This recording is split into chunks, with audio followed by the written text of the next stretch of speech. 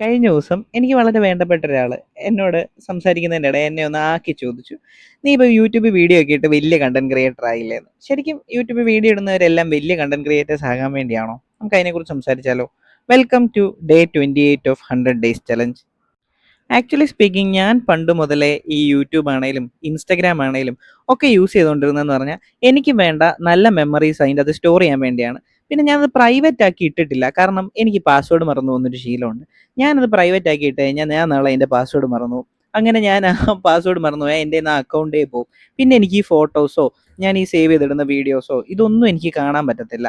So എൻ്റെ main purpose എന്ന് പറഞ്ഞു കഴിഞ്ഞാൽ ഇതൊക്കെയാണ് ഞാൻ സോഷ്യൽ മീഡിയ യൂസ് ചെയ്യുന്നത്. പിന്നെ യൂട്യൂബിൻ്റെ അതിൽ വീഡിയോ ചെയ്യുന്നത് ഇതൊരു അക്കൗണ്ടബിലിറ്റിയാണ്. നമ്മൾ ഈ ഡയറി ഒക്കെ എഴുതത്തില്ലേ, അതുപോലുള്ള ഒരു അക്കൗണ്ടബിലിറ്റിയാണ്. ഞാൻ വർഷങ്ങളായിട്ട് ജിമ്മിൽ പോകുന്നുണ്ട്.